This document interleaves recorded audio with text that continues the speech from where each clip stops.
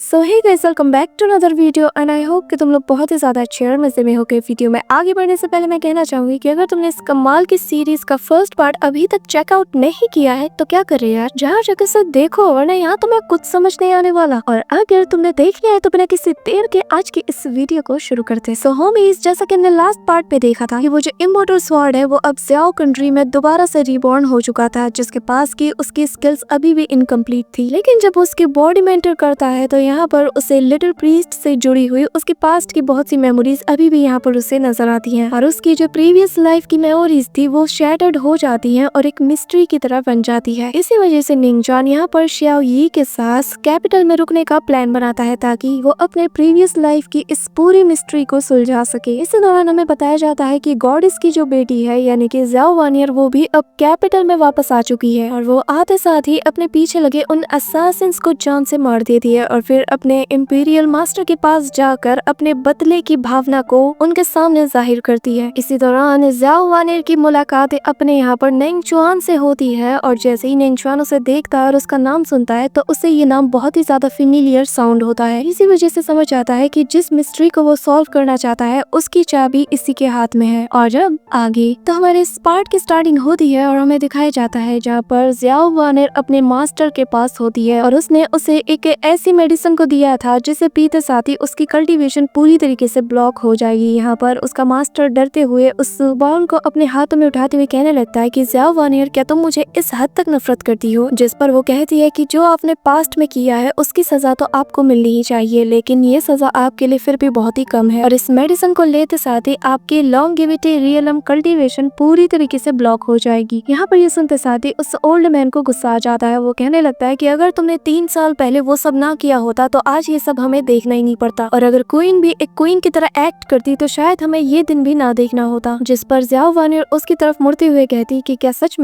में आप ऐसा सोचते हो? इसी दौरान सीन शिफ्ट होता है और हम यहाँ पर निंगचुआन को देखते हैं जो कि उस लड़की को बताने लगता है कि मैं एक लिटिल प्रीस्ट हूँ, लेकिन इस वक्त अगर तुमने मेरी बात नहीं मानी तो मैं तुम्हारी जान ले लूंगा। ये कहते साथ ही हम देखते हैं कि उस लेडी के चेहरे पर पसीना आना शुरू हो जाता है, जिसके बाद हम देखते हैं कि वो 3 साल पहले की हिस्ट्री बताना शुरू कर देती है और बताने लगती है कि 3 साल पहले हमारे इस ज़्याओ कंट्री में एक ऐसा फेस्टिवल मनाया जा रहा था जो कि हर 10 साल में एक बार होता है। इसी दौरान हमें 3 साल पहले का सीन दिखाया जाता है जहाँ पर ज़्याओ कैपिटल में सब कुछ बहुत ही अच्छा चल रहा था। इसी दौरान हमें यंग ज़्याओ वानियर को दिखाया जाता है जो कि बहुत ही ज्यादा डिफरेंट लग रही थी। इसी दौरान जब यंग ज़्याओ वानियर एक पैलेस की छत पर बैठकर अपना खाना एंजॉय कर रही थी और ड्रिंक पी रही थी, इसी दौरान एक प्रिंस की नजर उस पर जाती है जो कि पहली नजर में ही उससे प्यार कर बैठता है और यहाँ पर वो ज़्याओ कैपिटल के अंदर आते साथ ही एक मैरिज प्रपोजल को देते हुए कहने लगता है कि मुझे उस लड़की से शादी करनी है जो कि रॉयल पैलेस के टॉप पर बैठकर फ्राइड चिकन को एंजॉय कर रही थी। अब यहाँ पर इस स्ट्रेंज लड़की का सुनकर वो सभी जनरल्स बहुत ही ज्यादा हैरान हो जाते हैं, जिसके बाद वो कहने लगते हैं कि क्यों ना हम अपने पहले अलायंस के बारे में बात कर लें। जिस पर वो प्रिंस कहने लगता है कि ये सब बात करने के लिए मेरे सबऑर्डिनेट्स यहाँ पर है, लेकिन मुझे मेरी ड्रीम गर्ल मिल चुकी है और मैं उससे ही शादी करना चाहता हूँ और ये चीज इस वक्त सबसे ज्यादा मैटर करती है। जिसके बाद वो प्रिंस कहने लगता है कि चलो भी जल्दी से मुझे उस लड़की से मिलवाओ। इसी के साथ नेक्स्ट सीन में हम देखते हैं कि यहाँ पर इस प्रिंस के सारे सिपाहियों को यहाँ पर यंग ज़्याओ वानियर बहुत इजीली धूल चटाती है। अब यहाँ पर वो प्रिंस उसे इम्प्रेस करने के लिए कहने लगता है कि मैं 7 साल की उम्र से ही बहुत ही टफ ट्रेनिंग करता हुआ आ रहा हूँ और मेरा मास्टर मुझे जीनियस कहा करता है और मैंने तुम्हारे बारे में किसी जीनियस के बारे में सुना है, इसलिए आज मैं यहाँ पर तुमसे मिलना चाहता हूँ। लेकिन तभी हम देखते हैं कि यहाँ पर जैसे ही ज़्याओ वानियर सामने आती है वो प्रिंस लट्टू की तरह झूमना शुरू कर देता है, लेकिन हम यहाँ पर देखते हैं कि ज़्याओ वानियर उसके पास जाते हुए कहते हैं कि तुम तो बहुत ही ज्यादा एरोगेंट हो और फिर उसके गालों पर वो थप्पड़ों की बारिशें करना शुरू कर देती है और वो उस प्रिंस को मार मार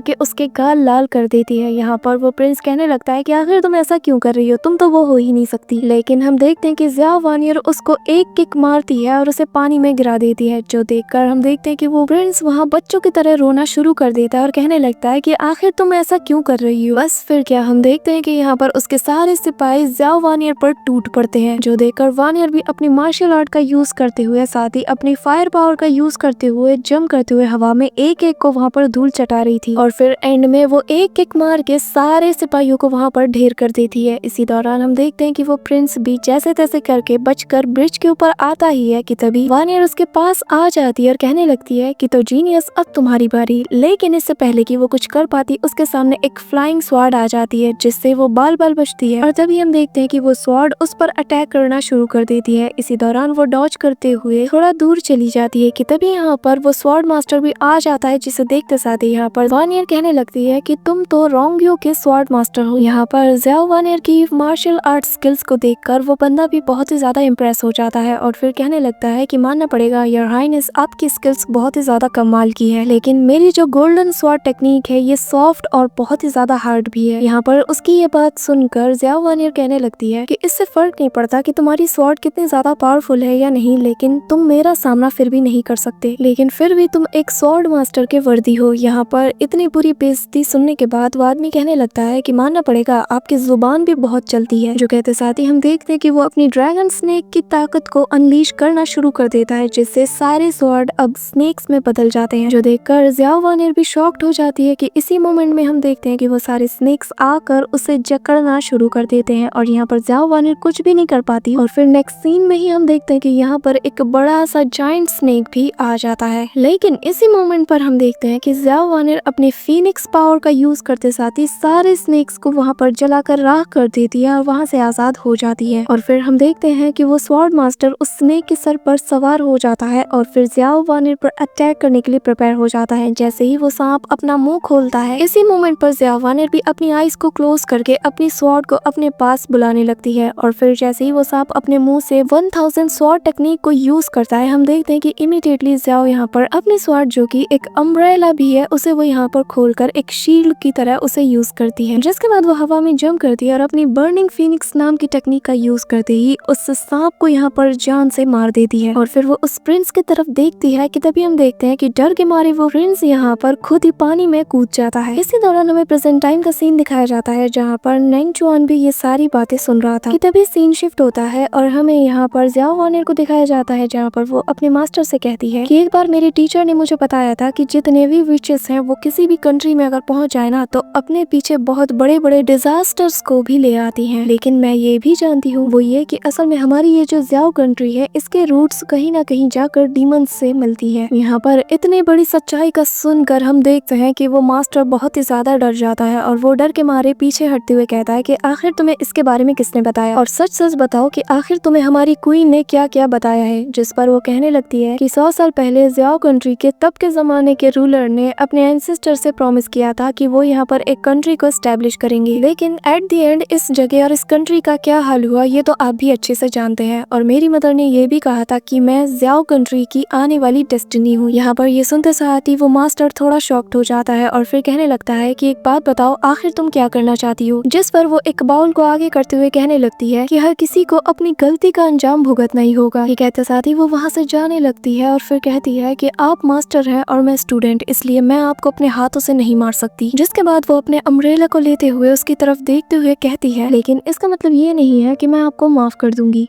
इसी के साथ सीन शिफ्ट होता है और हमें नांगचुआन और वही लेडी को दिखाया जाता है जहाँ पर नांगचुआन उस लड़की से पूछने लगता है कि तो आगे फिर क्या हुआ, जहाँ पर वो लड़की बताती है कि उसके बाद रोंगयू बार बार उसे शादी के लिए फोर्स करता रहता था, लेकिन फिर जो क्वीन की मदर थी उन्होंने हमारे हिज हाइनेस से कहा कि तुम यहाँ से चले जाओ और इंपीरियल सिटी को छोड़ दो। यहाँ पर हम देखते हैं कि ये सारी बातें कहते दौरान वो अपने पीछे एक फॉर्मेशन बनाकर उस एन्चेंटमेंट पेपर को रिलीज करना शुरू कर देती है। जिसके बाद वो आगे बताने लगती है कि लेकिन 20 दिन पहले ही, कि तभी हम देखते हैं कि वो अपनी बात पूरी करे इससे पहले ही यहाँ पर नांगचुआन उसे इंटरप्ट करते हुए कहने लगता है कि ये सब छोड़ो, अब मुझे ये बताओ कि अब तुम लोगों का आगे का प्लान क्या है। जिस पर वो लड़की कहती है कि चाहे जो हो जाए लेकिन मैं कभी भी उन्हें धोखा नहीं दे सकती। ये कहते साथ ही वो उस सील को रिलीज करने ही वाली होती है कि तभी यहाँ पर नांगचुआन उसके करीब आ जाता है और कहने लगता है कि तुम्हें उसे धोखा देना होगा। जिस पर वो लड़की कहती है कि अगर मैं ऐसा ना करूँ तो यहाँ पर ये सुनते साथ ही नांगचुआन कहने लगता है कि तो फिर मुझे तुम्हारे साथ जबरदस्ती करना होगा। यहाँ पर हम देखते हैं कि ये सुंदर साथ ही वो लड़की कहने लगती है कि आखिर तुम कौन हो, और फिर वो अपने बहुत से शार्प ऑब्जेक्ट से उस पर अटैक करना शुरू कर देती है और उन सभी को उसकी तरफ पॉइंट करते हुए कहने लगती है कि एक बात अच्छे से जान लो, मैं कभी भी मेरे मास्टर को धोखा नहीं दूंगी, साथ ही आज यहाँ पर या तो तुम मरोगे या फिर वो। इसी दौरान हम शाओ यी को देखते हैं जहाँ पर इस लड़की का ही एक बंदा आकर उसे पकड़ लेता है और फिर वो अपने स्वॉर्ड को उसकी नेक पर रख देता है और हल्का सा कट भी यहाँ पर शाओ यी के गले में लग जाता है कि तभी हम देखते देखते हैं कि उसके अंदर से वो फॉक्स स्पिरिट बाहर आती है और वो स्पिरिट आते साथ ही इस बंदे पर दे दनादन अटैक करने लगता है, जिससे शाओ ही आजाद हो जाती है। और फिर वो बंदा दूर जाकर कहने लगता है कि तुम एक्चुअली में एक फॉक्स स्पिरिट को समन कर सकती हो, आखिर तुम हो कौन। इसी दौरान हम देखते हैं कि वो फॉक्स स्पिरिट भी अब वापस से शाओ ही के पास आ जाती है। इसी दौरान शाओ ही जब उससे बचने की कोशिश करती है तो उसे चोट लग जाती है और वो चिल्लाना शुरू कर देती है, जो सुनकर निंग जॉन इमीडिएटली खुद को यहाँ सारे ट्रैक से आजाद कर लेता है और फिर सीधा उस लड़की के पास जाकर उसके पास से वो जेड टोकन निकालते हुए कहने लगता है कि ये रहा तुम्हारा टोकन और इससे मैं लेकर जा रहा हूँ। हाँ, मैं तुम्हारी चॉइस पर नहीं चलता, मैं चाहूँ तो तुम्हें इसी वक्त जान से मार सकता हूँ। ये कहते साथ ही वो वहाँ से चला जाता है और वो लड़की पूरी तरीके से शॉक्ड रह जाती है। जिसके बाद हम देखते हैं कि यहाँ पर शाओ ही का वो फॉक्स स्पिरिट यहाँ पर उस बंदे के एक अटैक के चपेट में आ जाता है, जिससे उसकी फॉक्स स्पिरिट बुरी तरीके से डैमेज हो जाती है और शाओ ही के मुंह से भी खून निकलना शुरू हो जाता है। इसी दौरान वो एरो अभी भी शाओ ही की तरफ तेजी से बढ़ रहा था कि तभी यहाँ पर हम देखते हैं कि निंग जॉन आते साथ ही उसे बचा लेता है और फिर वो जेड टोकन दिखाते हुए कहता है कि यहाँ से चले जाओ। यहाँ पर जैसे ही वो जेड टोकन वो मिस्टीरियस पर्सन देखता है तो कहने लगता है कि आखिर हमारे हिज हाइनेस का जेड टोकन तुम्हारे पास क्या कर रहा है। लेकिन हम देखते हैं कि बस यहाँ पर निंग जॉन के ये कहते साथ ही उसका वो अटैक वहीं पर क्रैक पड़ जाता है और फिर वो समझ जाता है कि जब तक इसके पास ये जेड टोकन है मैं इस पर अटैक नहीं कर सकता। इसी वजह से वो बंदा वहाँ से चला जाता है। इसी दौरान सीन शिफ्ट होता है और हमें उसी लड़की को दिखाया जाता है जहाँ पर वो अपने हिज हाइनेस को एक लेटर लिखते हुए कहती है कि आपको बहुत ही ज्यादा सिक्योरिटी में रहना होगा, क्योंकि आज मेरा सामना जिस आदमी से हुआ है वो कोई ऑर्डिनरी पर्सन नहीं है। मुझे इसका नाम पता कुछ नहीं मालूम, लेकिन इतना जानती हूँ कि ये हमारे प्लान के लिए एक बहुत ही बड़ा खतरा है। यहाँ पर ये कहते साथ ही हम देखते हैं कि वो एक बर्ड के थ्रू इस लेटर को पोस्ट कर देती है कि तभी यहाँ पर उसका हस्बैंड आ जाता है, जो कि उसे ऐसा करता हुआ देखकर बहुत ही ज्यादा शॉक्ड हो जाता है। लेकिन तभी सीन शिफ्ट हो जाता है और हमें दिखाया जाता है कि यहाँ पर शाओ ही डर के मारे बुरी तरीके से कांप रही थी कि तभी यहाँ पर निंग जॉन उसके लिए एक हर्बल टी को रेडी करते हुए उसके पास ले जाता है। लेकिन तभी यहाँ पर निंग जॉन उसका हाथ पकड़ते हुए कहती है कि सीनियर ब्रदर एक बात बताओ, आखिर ये लोग मेरी जान के पीछे क्यों पड़े थे, आखिर ये लोग कौन है। जिस पर निंग जॉन उससे कहने लगता है कि चिंता मत करो, शायद इन लोगों को पता चल चुका है कि हमें इनके प्लान के बारे में भनक लग चुकी है। लेकिन यहाँ पर शाओ ही बहुत ज्यादा डरी होती है तो उसे वापस चलने के लिए कहती है, जिस पर निंग जॉन उससे कहने लगता है कि चिंता मत करो, मैं तुम्हें घर वापस भेज दूंगा। ये कहते साथ ही वो जाने लगता है और निंग जॉन से शाओ ही कहने लगती है कि लेकिन आपका क्या। जिस पर निंग जॉन कहने लगता है कि मैं यहीं पर रुकूंगा क्योंकि मुझे जानना है कि आखिर मेरे साथ ऐसा क्यों हुआ, क्योंकि अतीत के कुछ मेमोरीज अभी भी मेरे माइंड में बार बार मुझे इंटरप्ट कर रहे हैं। यहाँ पर अगर तुम सोच रहे हो कि आखिर यहाँ पे निंग जॉन किस चीज का पता लगाने का कह रहा है, तो वो ये कि उसे पता लगाना है कि आखिर उसे यहाँ अर्थ पर क्यों भेजा गया, वो भी उसी के जैसे सेम दिखने वाले पर्सन के अंदर, इवन की जिनके नाम भी सेम है। और ये सारी मिस्ट्रीज का हमें आगे पता चलता रहेगा। जिसके बाद शाओ ही से निंग जॉन कहने लगता है कि इस वक्त मेरे माइंड में अतीत के बहुत से पीसेस हैं और अगर मुझे लगता है कि उन सारी मेमोरीज को मैं आपस में जोड़ूं तो जो पजल मेरे माइंड में चल रहा है वो पूरी तरीके से सॉल्व हो जाए। यहाँ पर ये सुनते साथ ही शाओ ये कहती है कि सीनियर ब्रदर आखिर तुम किस पजल के बारे में बात कर रही हो। जिस पर निंग जॉन उसके सामने आकर सीरियस लुक देते हुए कहता है कि आखिर मैं कौन हूँ। जिस पर शाओ ये कहने लगती है कि अब छोड़ो भी, दोबारा से ये सारी बकवास शुरू मत करो, लेकिन अगर तुम किसी चीज की तलाश कर रहे हो तो मुझे यकीन है कि मैं इस काम में तुम्हारी हेल्प जरूर कर सकती हूँ। यहाँ पर शाओ ही की ये बात सुनकर हम देखते हैं कि निंग जॉन चांद की तरफ देखते हुए सोचना शुरू कर देता है और फिर वो उन्हीं सारी मेमोरीज को याद करता है जहाँ पर वो पहले रहा करता था, कि कैसे वो बचपन से वहाँ पे खेला कूदा करता था। फिर उसने उसी सेक्ट को ज्वाइन किया जहाँ पर उसके बहुत से दोस्त थे जिनके साथ वो फ्लाइंग स्वॉर्ड में बैठकर रेस लगाया करता था। इसी दौरान उसकी नजरों के सामने उसका सीनियर आकर उसे उठाने की कोशिश करता है, लेकिन जैसे ही यहाँ पर निंग जॉन होश में आता है तो वो देखता है कि असल में ये तो शाओ ही है, जो कि यहाँ पर निंग जॉन को होश में लाने की कोशिश करती है। लेकिन निंग जॉन अभी भी अपनी उसी ख्याली दुनिया में होता है कि तभी हम देखते हैं कि यहाँ पर निंग जॉन कहने लगता है कि शायद तुम्हारे जैसी मेरी एक बहुत ही क्यूट जूनियर सिस्टर हुआ करती थी, या फिर शायद ये मेरा कोई वहम है। यहाँ पर वो ये सारी बातें सोच ही रहा होता है कि तभी शाओ ये बीच में इंटरप्ट करते हुए कहती है कि वो सब छोड़ो और मेरी बात मान लो सीनियर ब्रदर, मैं नहीं चाहती कि आप दोबारा से किसी मुश्किल में पड़ जाए, इसीलिए हम सभी को इस मामले से दूर रहना चाहिए। और आपने देखा ना कि कल रात कैसे हम पर अटैक हुआ था, मुझे तो अभी भी बहुत ही ज्यादा डर लग रहा है। यहाँ पर उसकी यह बात सुनकर हम देखते हैं कि निंग जॉन उसके सिर पर हाथ रखते हुए कहता है कि मैं जानता हूँ कि तुम्हारी इनर स्पिरिट पूरी तरीके से डैमेज हो चुकी है, इसलिए तुम्हें फिलहाल के लिए रेस्ट करना चाहिए। जिस पर शाओ ये कहती है कि आखिर तुम्हें मेरे इनर स्पिरिट के बारे में कैसे पता चला। मुझे पता है कि तुम भी सोचते होंगे कि शायद मेरा जो फॉक्स स्पिरिट है वो किसी माउस की तरह दिखता है, और मजे की बात तो ये है कि उसकी कोई पूंछ भी नहीं। यहाँ पर उसकी ये बात सुनकर निंग जॉन कहने लगता है कि तुम्हारे जो फॉक्स स्प्रिट है उसके अलावा जितने भी बाकी के 12 स्प्रिट्स है वो भी पूरी तरीके से इनकम्प्लीट है। जो सुनकर शाओ ये हैरानी के साथ कहती है कि कहीं तुम 12 गॉड्स और उनके किंगडम के बारे में बात तो नहीं कर रही? क्या सच में ऐसी जगह अभी भी एग्जिस्ट करती है? यहाँ पर उसे इतना सीरियस होता देखकर नैंगचुआन उसे धक्का देता और कहने लगता है कि मैं तुम्हारा सीनियर ब्रदर हूँ और मैंने तुमसे कहा कि जाकर रेस्ट करो, तो तुम्हें मेरे ऑर्डर्स को फॉलो करना चाहिए। जो सुनकर शाओ ये मुंह चढ़ाकर वहाँ से चली जाती है। इसी मौके पर हम देखते हैं कि नैंगचुआन बाहर आ जाता है और वो खांसना शुरू कर देता है, जिससे पता चलता है कि लास्ट फाइट से वो भी पूरी तरीके से इंजर्ड हुआ है। इसी दौरान हमें उसी बर्ड को दिखाया जाता है जहाँ पर वो उस लेडी का मैसेज लेकर अपने हिज हाइनेस के पास जा रही थी, जहाँ पर हम देखते हैं कि वो बर्ड बहुत दूर तक ट्रैवल करते हुए एक बैरियर के अंदर चली जाती है। लेकिन इसी दौरान हम कुछ लोगों को भी देखते हैं जो कि उसी बर्ड को फॉलो करता हुआ देखकर यहाँ पर आ चुके थे, लेकिन वो फिर भी इस बैरियर के अंदर नहीं जा पाते और वो तीनों कहने लगते हैं कि शायद यहाँ पर एक पावरफुल बैरियर लगा है जिस वजह से कोई भी इसके अंदर परमिशन के बगैर एंटर नहीं हो सकता। इसी दौरान हम यहाँ पर ज़्याओ वानियर को देखते हैं जिसके पास की वो बर्ड जाकर वो मैसेज पहुंचा देती है और फिर हमें पता चलता है कि यहाँ पर जिस मास्टर की बात वो लेडी कर रही थी वो और कोई नहीं बल्कि अपनी ज़्याओ वानियर। जब वो उस मैसेज को रीड करती है तो यहाँ पर उसे नैंगचुआन के बारे में पता चलता है जिसे कि उस लेडी ने एज अ लिटिल प्रीस्ट के तौर पर डिस्क्राइब किया था। यहाँ पर ज़्याओ वानियर जैसे लिटिल प्रीस्ट का सुनती है तो उसे यहाँ पर नैंगचुआन का ख्याल आता है और फिर वो उस बर्ड से कहती है कि जाकर कह दो कि फिक्र ना करे क्योंकि उसका पाला मुझसे पड़ा है। इसी दौरान पीछे से उसी ओल्ड मैन की आवाज आती है जो कि कह रहा होता है कि मैं ये काम नहीं कर सकता, जिसे सुनते साथ ही वो उसके पास जाती है और कहने लगती है कि मुझे फर्क नहीं पड़ता, मैंने तुम्हें ऑर्डर दिया है कि तुम उसे डील करो। जिस पर वो ओल्ड मैन अपनी कांपती हुई आवाज में कहता है कि आखिर तुम इसके अलावा और किसके साथ निपटना चाहती हो? जिस पर ज़्याओ वानियर उस पर भड़कते हुए कहने लगती है कि नादान बनने की जरूरत नहीं है, आप अच्छे से जानते हैं कि मैं किस बारे में बात कर रही हूँ। यहाँ पर ये सुनते साथ ही हम देखते हैं कि उस ओल्ड मैन को गुस्सा आ जाता है और वो अपनी पावर को एक्टिवेट करते हुए उस पर अटैक करने वाला होता है कि तभी उसके दिल में बहुत ही इंटेंस अमाउंट में एक पेन उठता है जिस वजह से वो लड़खड़ाते हुए जमीन पर गिर जाता है। जिसके बाद वो कहने लगता है कि मैंने बहुत सालों तक प्रैक्टिस की है, वो भी बिना किसी रिस्पॉन्सिबिलिटीज के, और मुझे यकीन है कि उसकी स्ट्रेंथ इस वक्त लॉन्गेविटी सूत्रा के पीक तक पहुंच चुकी है। साथ ही इसके अलावा उसके पास और भी अदर बहुत से ब्लेसिंग्स हैं और मुझे डर है कि मैं भी उसका सामना नहीं कर सकता और जो तुम चाहती हो वो कभी भी नहीं हो सकता। जिस पर ज़्याओ वानियर अपनी स्वॉर्ड को उसके पीछे से लाते हुए कह दी है कि जिसने भी हमारे साथ गलत किया है उसे इनकी कीमत चुकानी ही पड़ेगी और चिंता मत करो, जल्द ही वो वक्त आ जाएगा जब ये पूरी दुनिया चेंज हो जाएगी। इसी दौरान वो वहाँ पर अपने फायर फीनिक्स को बुला लेती है और फिर वो कहने लगती है कि मेरी बात याद रखना, बहुत जल्द एक ऐसा वक्त आने वाला है जो कि सब कुछ बदल कर रख देगा। इसी दौरान सीन शिफ्ट होता है और हमें उसी थर्ड जनरल को दिखाया जाता है जहाँ पर वो अपनी वाइफ से कहता है कि मुझे यकीन नहीं होता कि तुम्हारा अभी भी ज़्याओ वानियर के साथ कनेक्शन है, आखिर तुम ऐसा कैसे कर सकती हो? जिस पर वो जवाब देती है और कहती है कि चाहे जो हो जाता लेकिन तुम्हें कभी भी यहाँ पर क्वीन के पैलेस में जाना नहीं चाहिए था। जो सुनकर वो आदमी गुस्से के साथ कहने लगता है कि अगर मैं वहाँ पर नहीं जाता तो तुम यहाँ पर ऐसे ही पड़े पड़े मर जाती। जिस पर वो लड़की खड़ी होकर जवाब देती है कि मैं मेरे मैजेस्टी के लिए कुछ भी कर सकती हूँ, मैं उनकी हेल्प हर हाल में करूंगी। यहाँ पर उसकी ये बात सुनकर वो आदमी गुस्से के साथ उसके करीब आने लगता है। जिस पर वो लड़की कहती है कि एक बात बताओ, तुमने तो हमारी क्वीन की डेड बॉडी तक को नहीं देखा लेकिन तुमने फिर भी मान लिया कि हमारी क्वीन मारी जा चुकी है। इसी दौरान हम देखते हैं कि यहाँ पर ज़्याओ वानियर का वही फायर बर्ड आ जाता है जिसे देखते साथ ही वो आदमी बुरी तरीके से डर जाता है और कहने लगता है कि इसे इसी वक्त यहाँ से दफा करो। लेकिन तभी हम देखते हैं कि उस फायर बर्ड के फोरहेड पर एक सील ग्लो करना शुरू कर देता है, जिसके बाद तेजी से उस आदमी की तरफ बढ़ना शुरू कर देता है। इसी मौके पर सीन शिफ्ट हो जाता है और हमें नैंगचुआन को दिखाया जाता है जहाँ पर उसके हाथ में ब्लड होता है और वो कहने लगता है कि ये अभी भी बहुत ही ज्यादा वीक है। ये कहते साथ ही वो इस सीन को याद करने लगता है जहाँ पर उसने अपने मास्टर जिसकी बॉडी पर की उस इविल स्पिरिट ने कब्जा कर लिया था, तो उसने वहाँ से जाने से पहले अपने मास्टर की बॉडी से पावर को अब्सॉर्ब करके अपने ट्रैंक्विल वाटर के साथ कंबाइन करके उसे कल्टीवेट किया। इसी के साथ प्रेजेंट टाइम में नैंगचुआन कहने लगता है कि ये तरीका बहुत ही ज्यादा अच्छा है क्योंकि ये लेस पावर को यूज करता है किसी को सेव करने के लिए। इसी दौरान उसे दोबारा से चिल्लाने की आवाज आती है और फिर वो आगे बढ़ते हुए कहने लगता है कि आज के बाद से हर एक मिस्ट्री से पर्दा उठने वाला है। इसी दौरान सीन शिफ्ट होता है और हमें उसी प्रिंस को दिखाया जाता है जहाँ पर उसका एक आदमी आकर उसे यहाँ पर ज़्याओ वानियर के बारे में रिपोर्ट देता है और कहने लगता है कि पिछली रात से कोई भी चीज हमें स्ट्रेंज नजर नहीं आई, वो अभी भी हमें नॉर्मल ही नजर आ रही है। इसी दौरान हम देखते हैं कि अचानक से वो प्रिंस अपनी आंखें खोलता है और उसे पानी में हलचल होता हुआ नजर आता है, जिसके बाद वो कहने लगता है कहीं ऐसा तो नहीं कि वो उस चीज को करना चाहती है और फिर वो उसके करीब जाते हुए कहने लगता है कि नहीं, ऐसा नहीं हो सकता, क्योंकि इस पूरी दुनिया में किसी के पास इतनी हिम्मत नहीं कि वो ऐसा करने का कभी सोचे भी। कोई भी उस चीज को मास्टर नहीं कर सकता। इसी दौरान हमें यहाँ पर इसके एक प्लान के बारे में बताया जाता है, जहाँ पर इसने 2 बहुत ही पावरफुल असैसिन्स को उसकी टीम के साथ यहाँ पर किसी को जान से मारने के लिए भेजा है। और फिर वो अपने सर्वेंट से कहता है कि एक बात का ख्याल रहे कि चाहे जो हो जाए, लेकिन हमारी टाइमिंग मिस नहीं होनी चाहिए। इसी दौरान हमें उन दोनों असैसिन्स को दिखाया जाता है, जो कि दिखने में बहुत ही ज्यादा खतरनाक मालूम होते हैं। साथ ही हम देखते हैं कि ये लोग उसी बैम्बू फॉरेस्ट से होता हुआ ज़ाओ कैपिटल के इंपीरियल पैलेस की तरफ तेजी से बढ़ रहे होते हैं। अब यहाँ पर ये किसे मारने के लिए आए हैं वो तो तुम समझ ही गए होगे। So that's it for today guys. I hope कि तुम सबको आज की वीडियो बहुत ही ज्यादा पसंद आई होगी। अगर हाँ तो वीडियो को लाइक करना, चैनल पे नए हो तो सब्सक्राइब करना, और अगर तुम लोग चाहो तो मुझे इंस्टाग्राम पे भी फॉलो कर सकते हो। तो मिलते हैं नेक्स्ट वीडियो में, तब तक के लिए बाय।